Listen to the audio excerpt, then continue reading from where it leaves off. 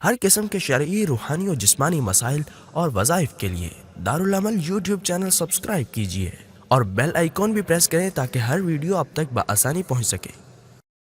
اب دیکھیں پیغمبر وقت کو اللہ تعالیٰ کسب معاش کی تعلیم عنایت فرما رہے ہیں کہ آپ اپنا کچھ کما کے کھائیے۔ تو یہ اپنا حلال جائز رزق کما کے کھانا، یہ اللہ تعالیٰ کا حکم اور اسلام اور شریعت کا ایک خوبصورت مزاج ہے۔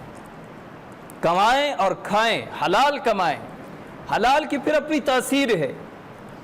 حلال کی جو بندہ حلال کماتا ہے، پیسے میں حلال اور حرام کا فرق کرتا ہے، اس کے مال میں، اولاد میں، عزت میں، گھر میں، ہر چیز میں برکت ہوتی ہے۔ امام شافعی رحمۃ اللہ علیہ امام احمد بن حنبل رحمۃ اللہ علیہ کے استاد تھے۔ جو چار ائمہ ہیں، امام اعظم ابو حنیفہ، امام شافعی، امام مالک، امام احمد بن حنبل، ان میں امام شافعی رحمۃ اللہ علیہ جو ہیں یہ امام احمد بن حنبل کے استاد تھے۔ امام احمد بن حنبل رحمۃ اللہ علیہ کو اللہ تعالیٰ نے جب مقام عطا فرمایا تو امام شافعی رحمۃ اللہ علیہ نے ایک مرتبہ پیغام بھیجا کہ بڑا عرصہ ہو گیا، کافی عرصہ ہو گیا، ملاقات نہیں ہوئی، کبھی ملاقات کے لیے تشریف لیں۔ تو حضرت امام احمد بن حنبل رحمۃ اللہ علیہ نے پیغام دوبارہ بھیجا کہ فلاں دن فلاں وقت میں آپ کے پاس حاضر ہو رہا ہوں، فلاں دن فلاں تاریخ کو میں آپ کے پاس آ رہا ہوں۔ تو جب وہ دن آیا تو چونکہ امام شافعی رحمۃ اللہ علیہ کو بھی اللہ تعالیٰ نے بڑا مقام عطا فرمایا تھا، تو امام شافعی رحمۃ اللہ علیہ نے اپنے شاگرد اور جو بڑے بڑے شہر کے علماء تھے ان کو اور بادشاہ وقت کو ساتھ لے کر امام احمد بن حنبل رحمۃ اللہ علیہ کے استقبال کے لیے آگے نکل گئے۔ اب جم غفیر ہے، امام احمد بن حنبل رحمۃ اللہ علیہ تشریف لا رہے ہیں، تشریف لائے اور سب کے دلوں میں امام احمد بن حنبل رحمۃ اللہ علیہ کی ایک عزت، ایک وقار تھا۔ آئے، جب کھانے پہ بیٹھے، اب بڑا دسترخوان لگا ہوا ہے، جس طرح ہمارے اور آپ کے ہاں کوئی بڑا مہمان آتا ہے تو ہم اپنے آس پاس قریبی عزیز و رشتہ داروں کو بھی بلاتے ہیں کہ جی میرے بڑے خاص مہمان آئے ہیں، آئے آپ بھی ہمارے ساتھ کھانے میں شامل ہو جائیں۔ تو عمراء، بادشاہ، بڑے علماء سب دسترخوان پہ بیٹھے ہوئے ہیں۔ اب سب نے کھانا کھا لیا، امام احمد بن حنبل رحمۃ اللہ علیہ کھانے میں مزید ابھی لگے ہوئے ہیں اور کھانا کھا رہے ہیں۔ لوگ آپس میں ایک دوسرے کو دیکھ رہے ہیں کہ یہ ہم تو بڑا نام سنا تھا، یہ تو کھانے سے اٹھ ہی نہیں رہا۔ خیر جتنا کھانا کھانا چاہا وہ پورا کھا لیا۔ اس کے بعد رات چونکہ امام شافعی رحمۃ اللہ علیہ کے ہاں گزارنی تھی، جب رات ہوئی تو امام شافعی رحمۃ اللہ علیہ کی بیٹیوں نے امام احمد بن حنبل رحمۃ اللہ علیہ کے لیے بستر بھی لگایا، مصلی بھی بچھایا، مسواک بھی رکھی اور ایک لوٹا پانی کا بھی رکھا، کیونکہ اتنے بڑے عالم ہوں اور تہجد کی نماز نہ پڑھیں یہ تو ہو نہیں سکتا۔ تو کہتے ہیں کہ رات گزر گئی، صبح جب ہوئی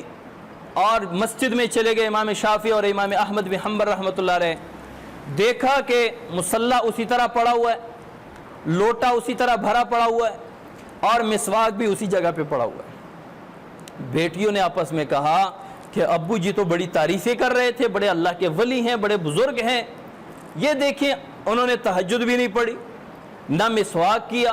نہ تہجد کی نماز پڑھی، نہ وضو کیا۔ ایک تو کھانے پہ جب بیٹھ گئے تو کھاتے رہے۔ خیر جب نماز پڑھ کے واپس آئے، کھانے پہ ناشتے پہ بیٹھے تو امام شافعی رحمۃ اللہ علیہ نے فرمایا کہ یہ لوگ چمگوئیاں کر رہے ہیں، آپ میں نے بڑی اچھی عادات دیکھی تھیں، آپ کو کیا ہو گیا ہے؟ ایک تو آپ کھانے پہ بیٹھ کے کھانا کھاتے رہے اتنا کھانا، اس کے بعد نہ تہجد کے وقت وضو کیا، نہ نماز پڑھی تہجد کی، کیا آپ کی صحت یا سفر کی وجہ تھی؟ تو امام احمد بن حنبل رحمۃ اللہ علیہ نے فرمایا کہ نہیں، نہ سفر کی تھکان تھی اور نہ کوئی تکلیف تھی، میں جب آپ کے کھانے پہ بیٹھا وہ کھانا اتنا حلال کا، ذرہ ذرہ حلال کا تھا، مجھے اتنا لذیذ محسوس ہوا، میں نے کہا کہ اتنا مکمل حلال کھانا مجھے پتہ نہیں کہیں سے ملے گا یا نہیں، تو میں نے سیر ہو کے وہ کھانا کھایا، اس وجہ سے مجھے دیر لگ گئی۔ اور دوسرے نمبر پہ جب میں نے آپ کا حلال کھانا کھایا مجھے نہ بدہضمی ہوئی نہ مجھ پہ بوجھ بنا، اور جب کھانا بندہ زیادہ کھاتا ہے تو اس پہ نیند کا غلبہ ہوتا ہے، اس حلال کھانے کی وجہ سے مجھ پر نیند کا بھی غلبہ نہیں رہا، میں ساری رات بیٹھا رہا اور قرآن و حدیث سے مسائل نکالتا رہا۔ آج گزشتہ رات ایک رات میں نے قرآن و حدیث سے 100 مسائل نکالے ہیں۔ تو جب میں سویا نہیں، میرا وہی وضو برقرار تھا، اسی وضو پہ میں نے تہجد بھی پڑھی اور اسی پہ میں نے فجر کی نماز بھی پڑھی۔ اس سے دو چیزیں نکلتی ہیں، ایک تو یہ کہ حلال جائز رزق وہ جس طرح آخرت کے مقامات اور بلندی کا ذریعہ بنتا ہے، اسی طرح ہمارے بدن کا جزو بدن بن کے ہماری صحت کا بھی ذریعہ بنتا ہے۔ اور دوسرے نمبر پہ ایک دم کسی پہ بھی آپ فیصلہ نہ سنا دیا کریں، یار یہ تو ہم تو اس کو بڑا اچھا بندہ سمجھ رہے تھے، یہ کیسی باتیں کر رہے ہیں۔ وہ انگلش کا بڑا مشہور مقولہ ہے، ڈونٹ جج سو کوئکلی، یعنی بہت جلدی کسی کے بارے میں فیصلہ نہ کر دیا کرو کہ کوئی بندہ یہاں سے جمعے کی نماز کا ٹائم ہے اور کوئی آپ کے ذہن میں کوئی بڑا نیک بندہ ہے اور یہاں سے مسجد کے قریب سے گزر گیا اور اوہو اس کو تو میں بڑا نیک سمجھ رہا تھا، نماز کا ٹائم قریب ہے اور یہ مسجد کے قریب سے گزر کے چلا گیا۔ اب اس کی وجہ کیا ہو سکتی ہے؟ ہو سکتا ہے وہ کہیں اور جمعہ پڑھانے جا رہے ہیں، ہو سکتا ہے اس کی کوئی ایسی مجبوری ہو کہ جس مجبوری کے سن کے آپ اپنے اس خیال اور سوچ پر پشیمان ہوں۔ تو ایک تو یہ کہ کسی کے بارے میں جلدی فیصلہ نہ سنایا کریں، یار یہ اس نے یہ کام کیا ہے، یہ مجھے لگتا ہے ایسے۔ اور دوسرے نمبر پہ حلال جائز رزق میں جتنی برکت ہوتی ہے وہ حرام کے 1 لاکھ میں اتنی برکت نہیں ہوتی جتنے حلال کے 1 روپے میں ہوتی ہے۔ حلال جائز رزق جو کماتا ہے اس کی اولاد کبھی اس کی نافرمان نہیں بنتی، حلال جائز رزق جو اپنے بچوں کو کھلاتا ہے اس کی اولاد کبھی نافرمان نہیں ہوتی، نہ اللہ کی نافرمان ہوتی ہے نہ اپنے والدین کی نافرمان ہوتی ہے۔ اللہ تعالیٰ اس کے مال، اولاد، گھر،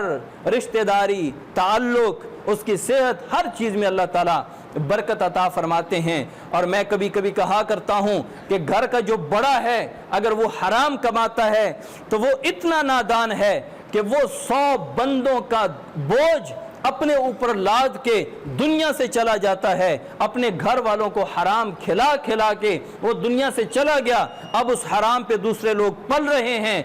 خوشیاں منا رہے ہیں، عیاشیاں کر رہے ہیں، اور اس حرام کی جو سزا ہے وہ خود بھگت رہا ہے قبر میں اور قیامت والے دن۔ اللہ تعالی حرام مال سے ہماری حفاظت فرمائے۔